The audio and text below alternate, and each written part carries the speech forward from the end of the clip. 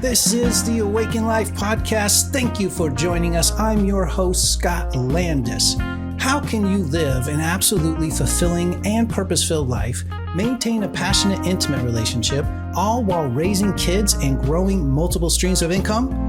That's the big question we seek to answer on this podcast by interviewing people who are already doing it. One thing we know for sure, it takes a community to do it well. So thank you for being a part of the Awaken Life community. Looking forward to growing with you. Now on with the episode.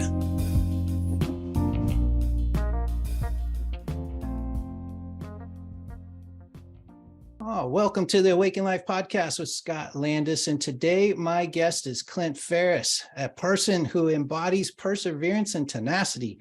Despite being underestimated and told that he would amount to nothing by educators and others, Clint has built multi-million dollar revenue streams for multiple corporations. That's a lot of multiples.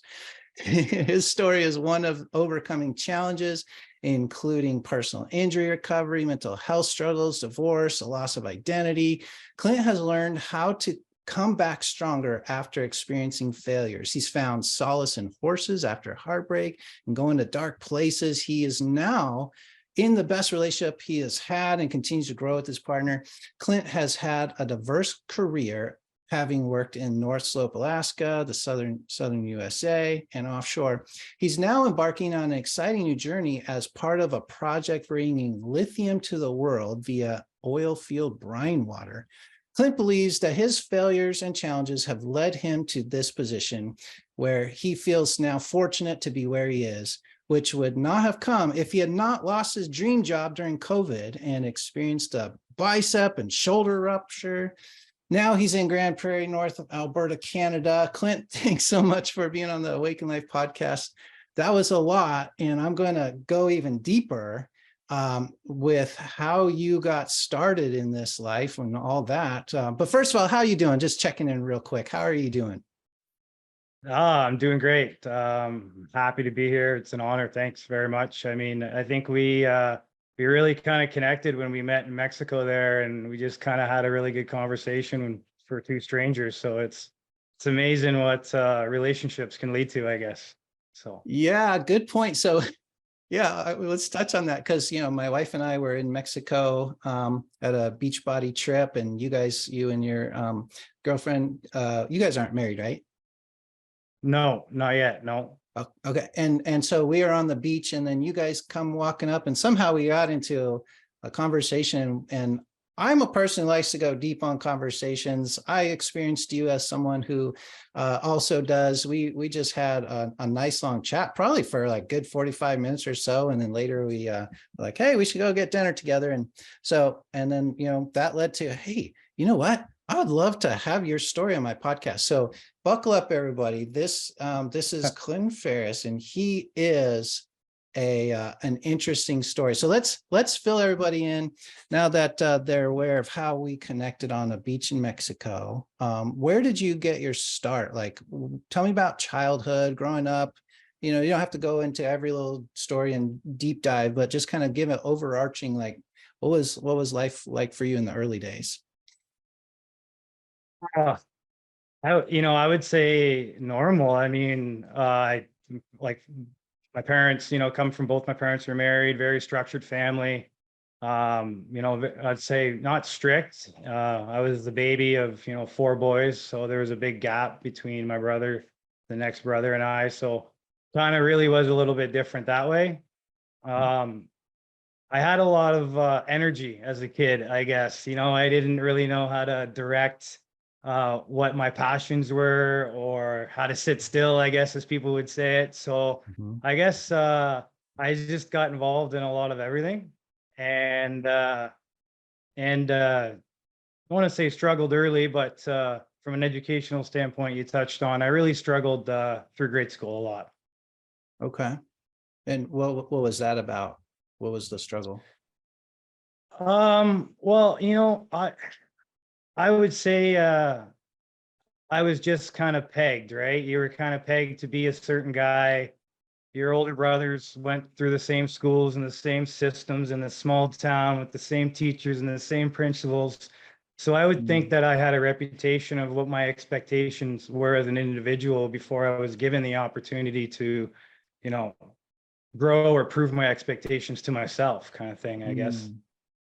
Okay, so you had the experience early in your identity formation about just sort of having to conform to some pre-existing mold of who you are, and that kind of created some struggle for you. Is that about right?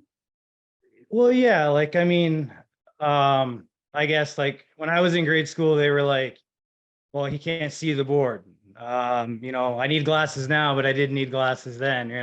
Okay. And I'd go for an eye test, my eyes were fine. Then they'd send me for an IQ test, and my IQ, I wasn't, my IQ was fine. They sent me for a Mhm. hearing test and I could hear fine. So the teachers just said they didn't really have anything with me, but like I remember being in grade 4 and I was writing, we were doing a writing and a literature exercise. And I have very messy handwriting. And the teacher would come around and she would repeatedly say, it's not good enough, do it again. And, Mhm. it's not good enough, do it again. So I would do it again and again. And then she would rip it out of my book in front of the class and take it up and throw it in the garbage and say, that's not good enough, do it again. So then I would write it very small, and I'd write small and I'd write neat.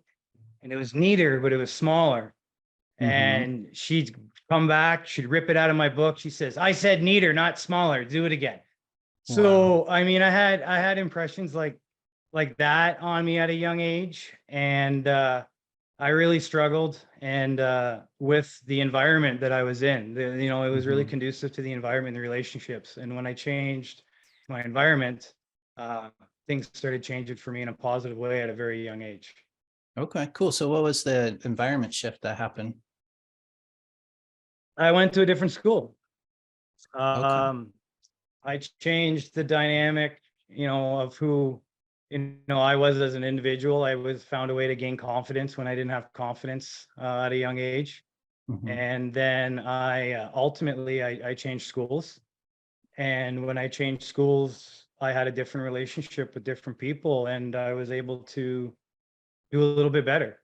And Mhm. then from there, I always wanted to be in the Coast Guard. That was kind of like something I wanted to do, and it didn't pan out for the years that I wanted to. So I ended up finding chemistry, and I was just good at chemistry for some reason. Chemistry clicked, and I liked it, and the teacher was good.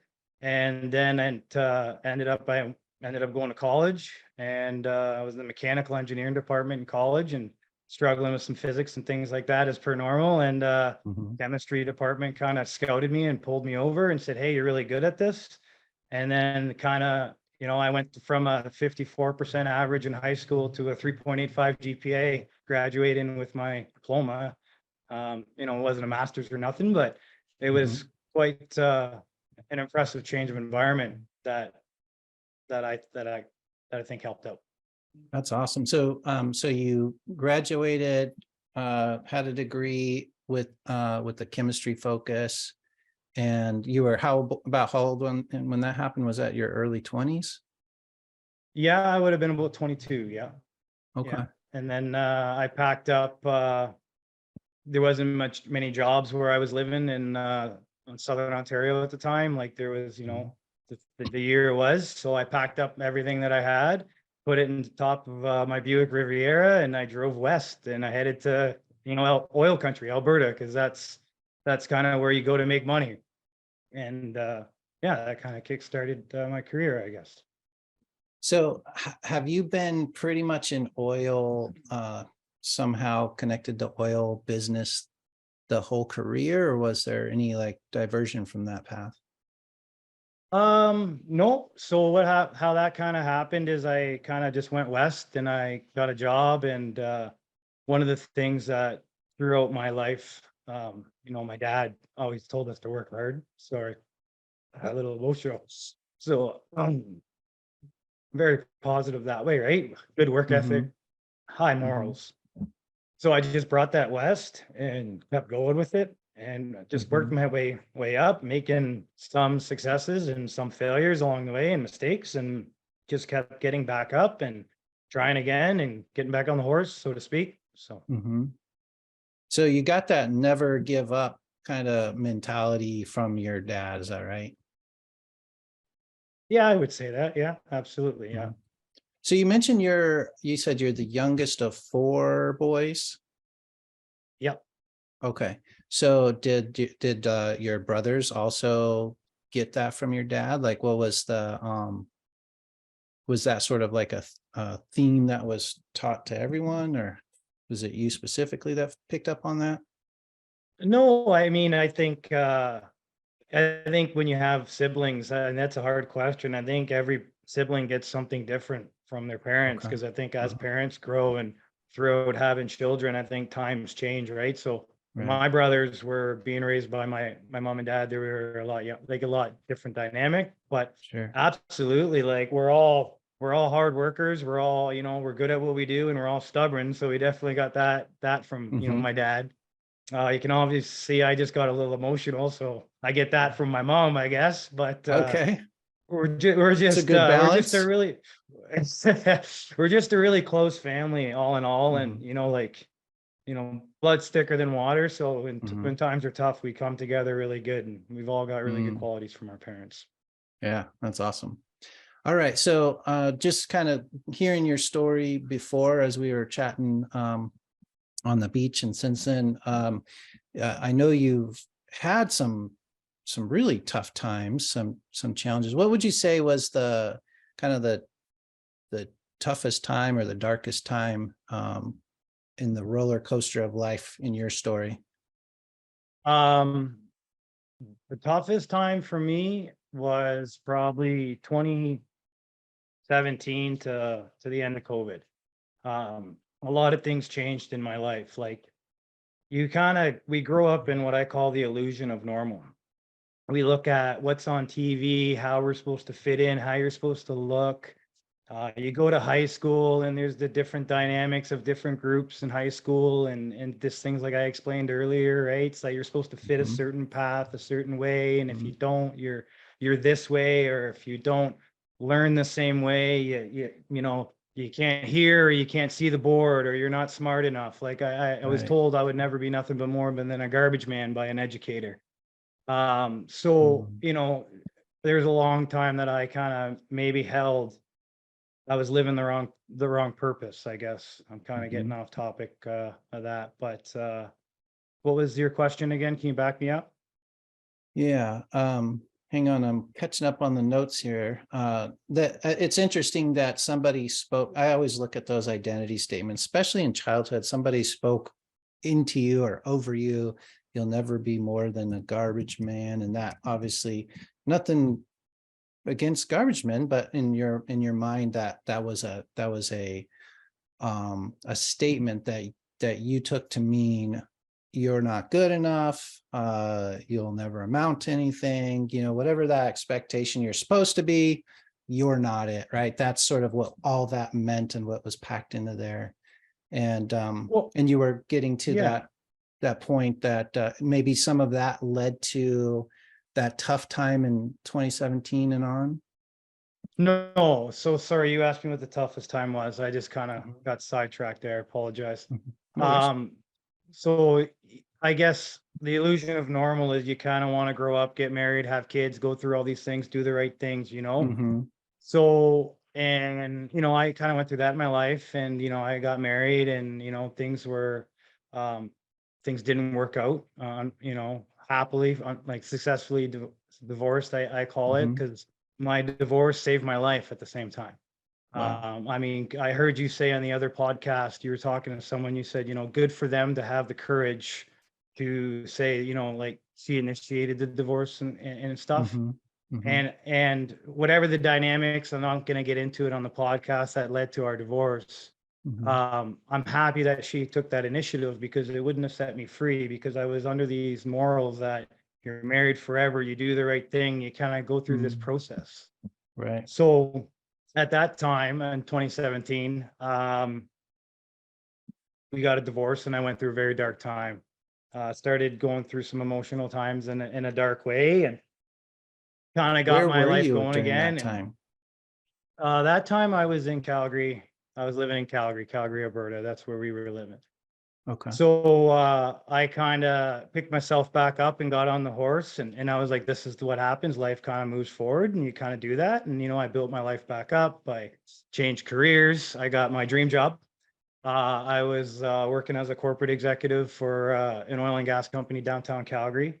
We were winning a lot. We were fun. We had a great team. We were moving fast. We were hitting record numbers. I was making good bonuses. Everyone was making good money. That was going from 2017 into 2019. And I had my, like best career year.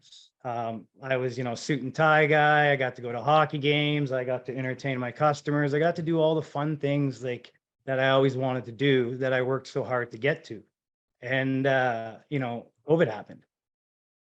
And I realized that it was different for this is, I guess, different for everybody. I guess this is kind of my story, but my purpose and my identity was my job. It was my career. My entire life, I was told I would only be something and I wasn't good enough. So I think for a long time, my purpose was trying to prove to everyone else how good I can be. I'm good enough. Look how good I am. I've got, and I had it wrong, right? Like, so COVID kind of gave me that, I guess. And I had the cars, I had the bikes, I had, money in the bank account. I had a beautiful house. I had great family, great friends, great, neighbors, people around me, and people I loved, people that loved me. But yet there was just this giant, I couldn't go do the things that I um graded as what my passion was. I couldn't do any of that stuff. I couldn't jump in my car and go away for the weekend and stay in hotels, or I couldn't fly anywhere, or because the world, stopped for a long period of time. So I was just sitting in my own head, went into some depression. Okay. So I like how you tied back to the childhood identity statements. And I think a lot of us can relate. It's something I'm specifically particularly in tune with.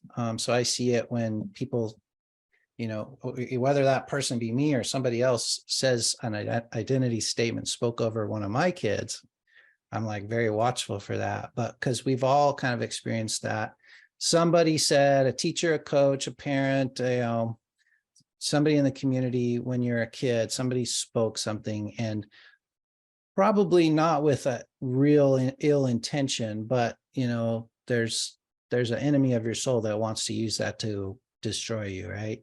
So even if it's just our interpretation, whatever the intention was, our interpretation is what creates the identity statement. And so as an adult, you go and you fight that, and you prove through your hard work, through your work ethic, that you were, passed, that your dad passed to you. And you basically got it all. You got the dream, everything, the neighborhood, the cars, the job, the lifestyle.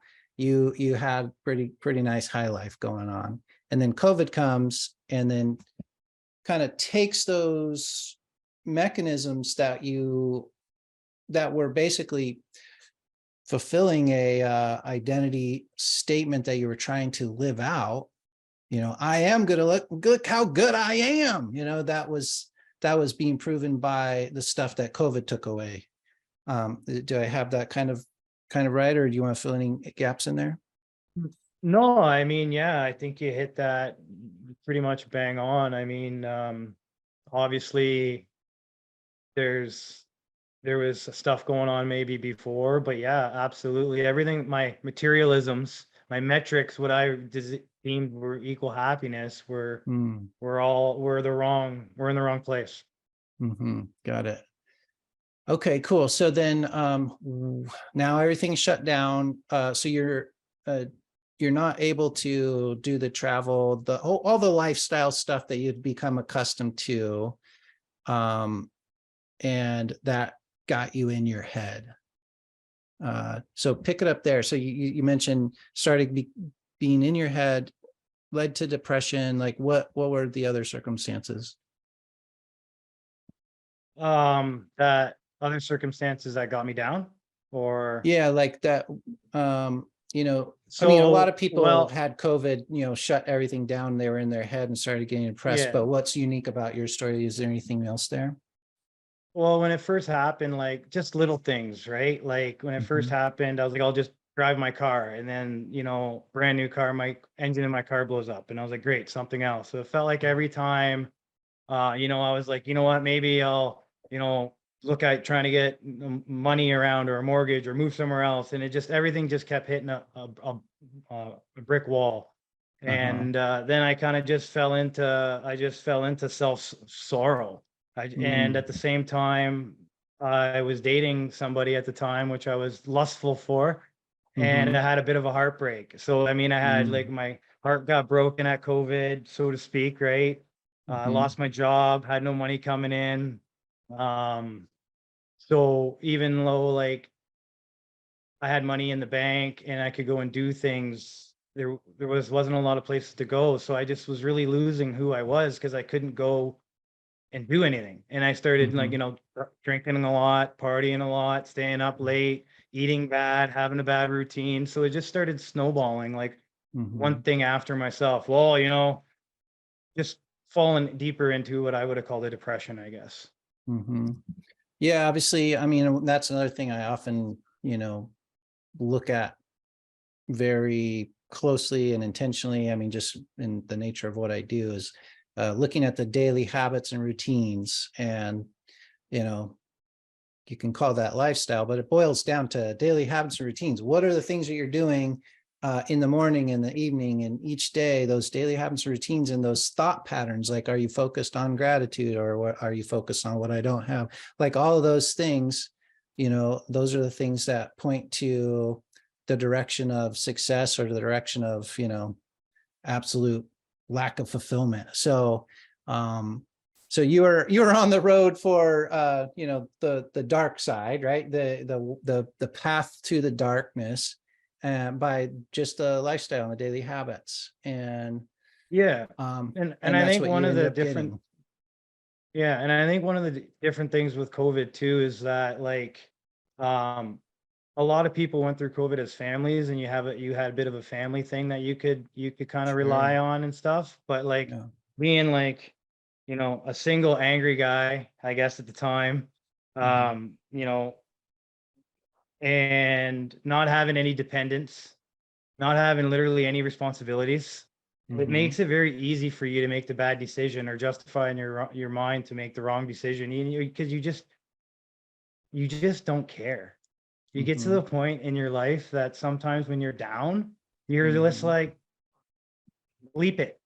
Yeah. What's the worst that can happen now? I've already dealt with everything else. Bring it Mm. on. Right. So you make even dumber decisions, like you Hmm. might just do things that you wouldn't care that are uncharacteristic of you in a Hmm. normal day because of influence of alcohol or other substances or whatever, is going on at that time. Are you a business owner who's looking to sharpen your performance in health, wealth, and relationships? And do you want to take your leadership skills to the next level and grow your business to new heights?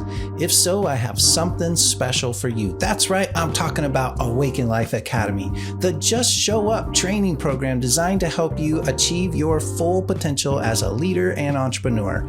Based on a Harvard Business Review study that showed the importance of regular and consistent training during times of economic hardship, our program is tailored to meet the specific needs of business owners like you who want to improve their health, wealth, and relationships while building a successful business, even in hard times. Our expert-led training sessions will provide you with the skills and the mindset needed to succeed in all areas of your life. We'll help you develop a strong leadership style, improve your decision-making skills, boost your confidence as a business owner. You'll also learn how to balance your work and personal life, maintain good health, and build strong relationships with your team, clients, and loved ones. With just one group session a month, You can join our community of like-minded business owners who share your passion for growth and development. Our group training format provides a supportive community where you can collaborate and learn from others, develop the personal discipline you're craving, and the determination to improve every aspect of your life and business. You'll receive ongoing support and guidance from our team of experts and the community, as well as access to exclusive resources and tools to help you achieve your goals. Don't settle for mediocrity. Join the Awaken Life Academy today and start unlocking your full potential as a leader and entrepreneur. To learn more or to register for the next group session, go to awakenlifeacademy.com. All right. So looking back, you've grown in not just material ways since then, but in mentally, emotionally, spiritually. You've grown in so many ways since then.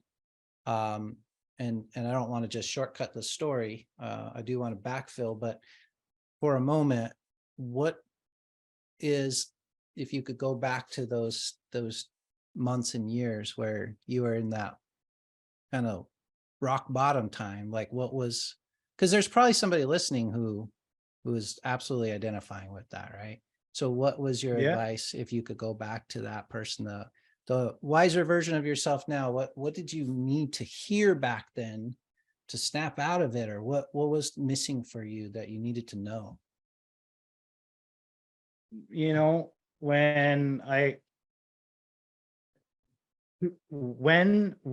is it going to take for you to stop blaming yourself? And the answers lie within. Okay, unpack that. Well, when we go through things, when I went through my divorce, it was, I should have did this, I should have did that. If I did this, if I did that, you know, and you want to take, you know, ownership of your failures. You know, if you are driving and you get in a car accident, you take ownership of it. If so I really blamed myself for a lot of the stuff that was happened. So I wasn't forgiving myself. So I mean, self-resentment, I guess what that would be turned into, right? So so I really still work on not being an imposter, I think, as you call it. And the answers lie within, because you know what's going on in your head, and you know what you want, and you know if you just start asking yourself the questions inside and looking in the mirror. I really found, I was like, you got to get out of this, like enough's enough, right? Like you know, sometimes people can't get out of the sorrow or get out of the rut, and they need to, you know, look in that mirror and say enough's enough. And you say, well, how do you do that? Well, you know, within, by asking yourself within, like what's not getting you over that hump, and that answer's in there. And it might be packed away in a couple different other boxes that you don't want to, you know, open up, because you open up one box inside your head, and that might be memories you suppressed from whatever, high school, some other time, right? But inside that box is probably that other box where that answer is. So you gotta go down to who you are at the core. And that's not easy. It's not, and you gotta do it with love. You got to love yourself, right? And for so long I didn't love myself, and you're never going to be able to have a loving relationship with someone else if you just don't love yourself. And I still work on it every day, man. Every day. It's not like I got it figured out. I'm just a regular guy that you know, that's exactly where he's pretty much supposed to be.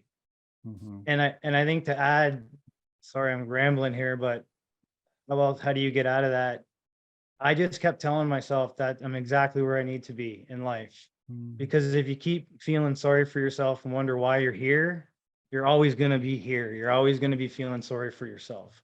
But if you say, I'm exactly where I need to be right now, everything in life is a purpose. It's my journey, and it brought me here. My decisions, my choices, my rights, my wrongs brought me here right now. So my next choices, my next rights, and my next wrongs are going to decide where the next here is. I love that. I mean, what I think is underlying all that, you touched on both these keywords. to do those questions, or to take those principles, the answers lie within, and what's it going to take for you to stop blaming yourself, without the without being encapsulated in love and forgiveness. Those questions don't really help much, but I see in your story and the way you described it that you had given yourself forgiveness. You forgave yourself and you loved yourself. And it wasn't until those ingredients were added that those questions became powerful. And essentially, you started self-coaching. That's the way I would describe it. Like, these are the same questions I would ask a client. Like, what do you want? What's holding you back? But you can self-coach if you have that foundation of love yourself, forgive yourself. Which one of those comes first? Is it a package deal, or is an order to it? Oh, I mean, I think forgiveness for me was just forgiveness, and understand, just forgiving myself for the things that I was not happy that I maybe did or didn't do, Mhm. in life, for opportunities maybe I didn't take, kind of thing like that. Um, but That's good. Cool. And you also mentioned you're not going to be able to be any good to others or be able to love others until you can love yourself. I think that's a great principle as well. yeah, like we that's you kind of I have a very different relationship now than I think I've had ever before. Like, Mhm. when how our relationship is we're very different in the right ways. We really balance each other out very well. And Mhm. all my relationships in the past, I mean, I've always picked the crash and burn ones that, maybe they didn't have any, I don't want to say they didn't have any substance, but they weren't right for the long term. Mhm. There was, but I learned a lot too from my past. Like, I learned that, um, when my divorce, simply, we stopped showing up for each other. Mm. So what do you expect to happen if you're not showing up for someone that's in your life? So Sure. now I kind of I make it sure that, I'm always showing up, and it might not always be 100%, but I'm always there. And I travel for work, and sometimes that can be hard if you're out of town a lot and you're moving around from place to place or hotel to hotel. Mhm. She has to pick up a lot. She has to pick up a lot of the cards that are done on our farm, and everything that has to be done on our loan. We have a lot of joint responsibilities. Mhm. So it's amazing to what you do when you work together and you can grow and you have a common goal, right? Rather Mhm. than being, but then also having a very individual independency about it. So Mhm. Yeah, that's good. Good stuff. A lot of wisdom in there. So you obviously you mentioned you're on a farm now. That going from the big city to the farm, like how did I mean, talk about a totally contrasting lifestyle. So fill in the well, gaps there. Like, how did that all happen? like, we've talked a lot about sad. I mean, I don't want to say sad, but sorrow stuff, right? So Sure. even though COVID put me into a dark place, and mentally, and I had to do some digging in myself, I still made Mhm. sure I had a lot of fun. Okay. So so while I was going through that one night, we were probably having too many beers. I'm going to be honest, and I bought a horse. And so You bought a so horse after too many beers. That's awesome. How does that happen? yeah. Well, I mean, like I said, like, I was dating a girl, and she introduced me to horses. So I believe every Mhm. relationship, every person in your life you meet for a reason. I think we connected for a very good reason. Mhm. I'm a relationship guy and person. That's, I think, how I've grown in my business and in my personal life. I have such a Ah. good core group of people around me that I trust. Mhm. But anyways, yeah, I bought a horse and put it in the backyard. And then I found a stable to put it in. And I was learning to ride horses because the girl that I was dating rode horses. Mhm. And I said, I need something to do during COVID. I can't do the things that I'm used to doing. I can't do my other passions. I need to find a new, I like horses. I'm going to take this a little bit farther now because she introduced me to horses, Mhm. and which led to me with my, my girlfriend now, who's obviously into horses. So it's kind of, Mhm. everything happens for a reason. And I started horseback riding in the mountains. And, I remember the first time I was put on a horse, it was June of 2019 or something like that. And I never sat on a horse. I was scared of horses when I was a kid. I had horse girlfriends when I was a kid, and I'm like, I'm not sitting on that horse. No way, he's big. He might bite me or something. Right. And I started going up the mountain on this horse. And the thing about Mm. when you're on a horse is that it thinks for himself, he moves for himself. It was different than all my other extreme sports that I used to get in my Mm. adrenaline rush. Mhm. Snowboarding, jumping off cliffs, mountain sledding, dirt biking, my crotch rocket, like whatever I did to get that adrenaline, to get that dopamine, right? It was Mhm. different because a horse thought for himself. But Mm. then at the same time, I had this feeling of humility and inner, this peace. This peace was all like around me.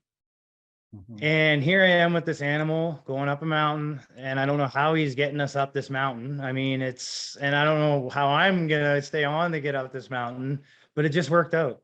And it was Mhm. just so much peace and so much love. I just fell in love with horses.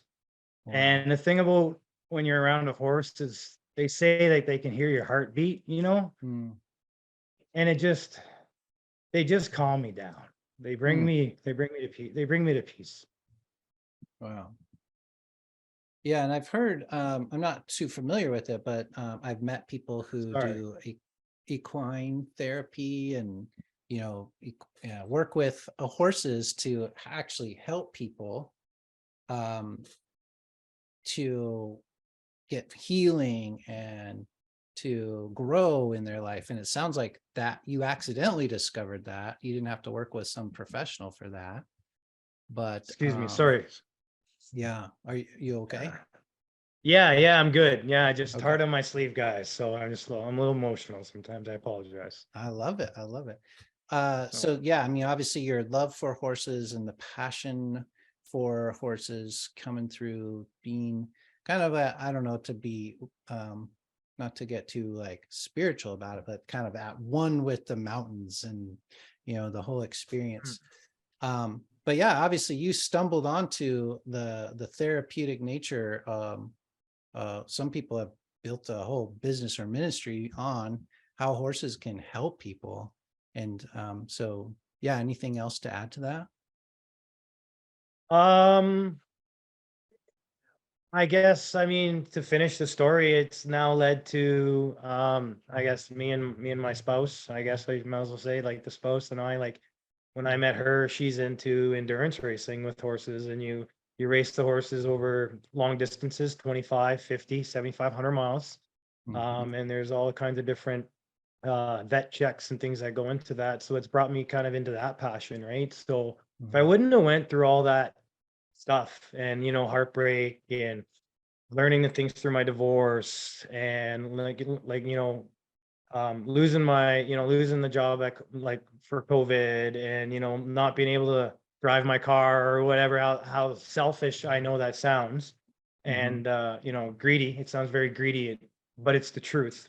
Mm-hmm. um Horses I was searching for something, and when I got on the back of the horse and I started doing what we do, just felt like I was found. Mm. Wow. It just grounded you. Yes, Mm-hmm. 100%. Nice. So you've basically built your life around, I mean, an encounter with a horse and maybe a few encounters involving horses. And it's been just one horse or multiple horses that you've had this We have experience with? five now. We Okay. got five horses now. Bunch of chickens and three dogs, I guess. And I'm sure Yeah. something else will show up here on the farm soon. And But she's like a vet, right? she's a veterinarian technician. Yeah, Yeah. yeah. So boy, She's couldn't have planned that better. Yeah, she's a very talented woman. I'm a lucky man. Yeah. And so endurance race, before I met you, I'd never heard of endurance racing with horses, but that's a whole nother world, man. It's hard. I can't even imagine it, but basically, you know, going racing on a horse over long, distances. That's a whole nother world.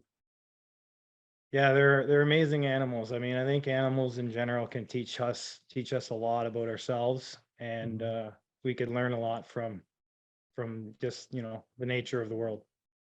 So you have come like kind of full circle because you're back into you're into a huge upswing. You're in a huge opportunity. I mean, with the way the world's going, lithium is a key ingredient for batteries. There's not enough batteries. There's like all of these, you know, governmental mandates to move towards all electric. So, but there's not enough batteries to supply all that. And if you're in the business of finding lithium, boy, you're probably in a good opportunity area, right? So you're probably, on this huge upswing.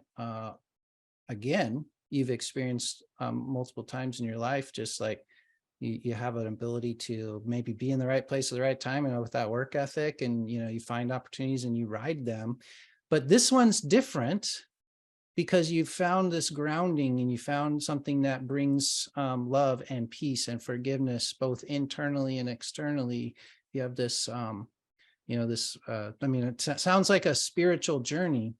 And what's going to be different going forward? So, assuming that you have all of this material and all this stuff and all these accolades that you in the past would have used to prove your identity, like, look at how good I am. What's different Yeah, going forward now with all the experiences you've had? going forward now, I think my purpose is I get to prove to myself how great I can be, and I get to be involved with something that's exciting and interesting and new and old at the same time, that I can look back on the mistakes that I've made over the last 19 years, 20 years, and all levels of the business, and I'm get to combine two things together. Um, and I now know that look, got the inner peace. Still searching for your inner peace. I think that's the good thing. Most men, a lot of men that are out there that are having trouble or maybe going through stuff, I think sometimes we're just looking for our inner peace. And now I know how to balance it better. And I'm still Mhm. slipping, I still, working on my nutrition and my health and learning new things. I'm trying to learn some Spanish right now, reading more books. So I'm just everything to make myself a better person every day. Mhm. Just be the best person I can be every day. I think that's what I've learned, and Mhm. keep being better. Yeah. It sounds like the motivation is internal. And in the past, what got you into trouble, maybe, to use that loosely, is you were working to prove to others, whatever that is, proving outside yourself who you are. Now you seem to have a good sense internally of who you are, and you want to prove to yourself. And so it's gone from like this external motivation to this internal motivation. That's sort of, me trying to articulate what I'm hearing. Would you change anything there? Would you say it differently? The only thing I guess I would probably add is I had my identity in the wrong place. Like, I don't know if that's the right word, but I think Mhm. as a man, as an individual, we have an identity. So I put my identity and my values into the job, and now I'm putting my identity and my values into my family and myself. So I won't get lost in the job, right? So now I know, Mhm. like, my job is not my life. My career is not, my life. Um, that there's more of a purpose. So there's more for Mhm. me to do for me, and I can do both. I can have a balance of that and do both. Mm-hmm. Yeah, what you're describing, it reminds me of one of my favorite things that Jesus said, which was, he's being challenged by the religious teachers, like you were talking about, what was the phrase you used before? The what was it? The illusion of normal. So the religious teachers were the teachers of what's normal, so in quotes, right? And they were trying to trap him into, hey, what's the first, what's the greatest commandment? And then he said, well, the whole thing can be summed up in love God. And then I think that was like most of it. And he's like, then the rest of it is love your neighbor as yourself. And that's what I kind of hear what you're saying. Like, I like to unpack that the reverse way. You can't love your neighbor well unless you love yourself well, right? So I used to get that overlooked. Like, the love yourself is the most important part of that. And in the context of who you are, your identity, in the context of your creator, that's sort of what I hear in your story. And so I don't know, does that resonate with you? Yeah, it does. Yeah. A little, definitely. Right. It does. Yeah, I agree with that. Cool. Well, awesome. Clint, thanks so much. I appreciate you. We talked about this way back in Mexico. It's been a little bit since then. And I'm glad we made it happen. We made this work. And I really like how you shared and you connected the story of, really, it's just like, it's an identity story, right? It's about, where did that come from? What were the drivers, going through the pains of, proving to the world, so to speak, who you are, but then coming to that place of, okay, I understand who I am. And now, like you said, you're not like all the way there. None of us are. But for the rest of your life journey, you're going to prove to yourself and grow and keep learning and growing within yourself to be the best version of yourself. And that's where your identity is coming from. And I love that. I love that story. I love that journey. Before I let you go, though, is there anything else you wanted to add? Anything else you wanted to say to anybody listening?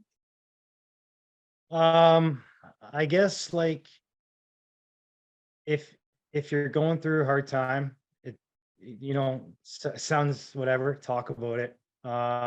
Open up. There are people that'll listen. You're not alone, and you just got to step outside the box. And if you want to achieve something, you can do it. You can definitely do it. Just keep going at it. And if you believe that you can do it, you can do it. If you believe that you can't do it, you're not going to do it. So just keep moving forward, keep the perseverance, and have fun. Live life every day to the best. Well said. I love it. Well, again, thanks, Clint. I appreciate your time. Thanks for being on the Awaken Life podcast. Thanks, Scott. My pleasure. Thanks for listening to the Awaken Life podcast. I've been your host, Scott Landis. Hey, are you feeling overwhelmed and stressed out? It could be that you're out of balance or have a misalignment of your time and priorities. This month at Awaken Life Academy, we're featuring the Total Freedom Life Wheel, designed to help you uncover what might be off balance in your work, life, and other priorities. And then it helps you realign your priorities to your purpose. Check out the full training video and the free download at wheel.awakenedlife.com. That's wheel.awakenedlife.com for free access. Don't put this personal growth opportunity off. Go get it now and start to experience the freedom that balance can bring to your life. Go to wheel.awakenedlife.com.